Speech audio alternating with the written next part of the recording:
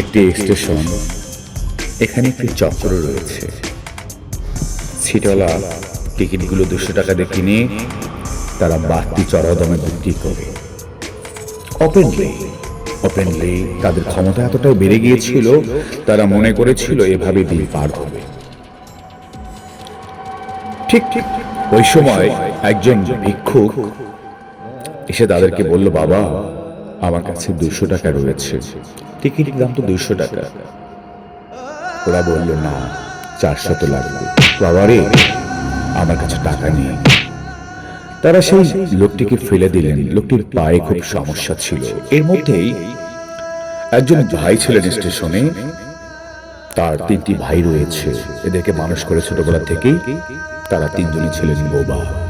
তাদের অন্তরে লাগলেন যখন এই লোকটিকে ধাক্কা দিলেন। বড় ভাইয়ের প্রতি। সেই বড় ভাইয়ের নাম সংগ্রাম খান। তার সবকিছু ছিল, স্ত্রী ছিল, সন্তান ছিল, বাবা মা ভাই বোন ছিল। আজ তার পাশে কেউ নেই। সে শুধু মানুষ নিয়ে পড়ে আছে, অভিমান যন্ত্রণা নিয়ে। উনি আসলেন, ওই বৃদ্ধ লোকটিকে তুলে ধরলেন, আস্তে আস্তে এগিয়ে নিয়ে গিয়ে এবার এদেরকে পাল্টা ধাওয়া। এবার দেখতে থাকুন বাকিটা কি ঘটে। ঠিক ওখানেই একটি হাতুড়ি ছিল, রেললাইনে কাজ চলছিল। হাতুড়িটা ঠিক দিলেন, তাদের পায়ে লেগে পড়ে গেল।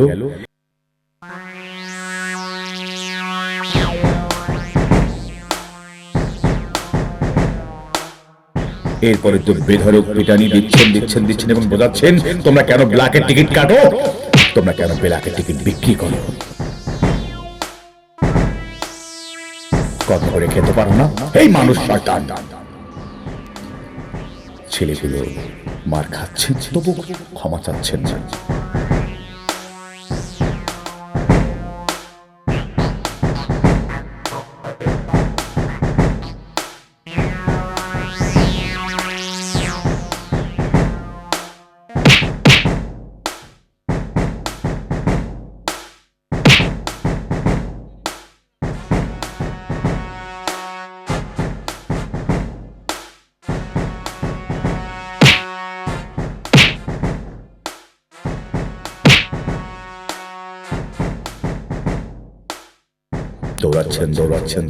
দৌড়াচ্ছেন।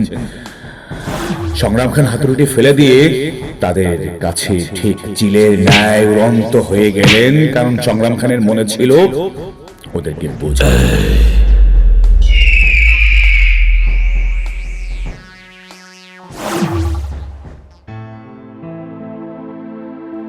তারা বুঝ মানলেন, মাপ চাইলেন, ভাই আমাদের ভুল হয়ে গেছে। সংগ্রাম খান বলল, তোমাদেরকে আমি কর্ম দিচ্ছি, তোমরা এই কাজ করো না। তাদেরকে আবার বুকে টেনে নিলেন, টেনে নিয়ে বুঝ দিলেন। ওরা চলে গেল, আর এদিকে ওদের দিকে তাকিয়ে রইলেন। এভাবেই বেঁচে ওঠো সুস্থ সমাজ। আর কোনো ব্ল্যাক নয়, ব্ল্যাকের টিকিটে মানুষের অনেক ক্ষতি হয়। আল্লাহ হাফেজ। দেখা হবে এমনই গল্প নিয়ে আবার পরবর্তী এপিসোডে।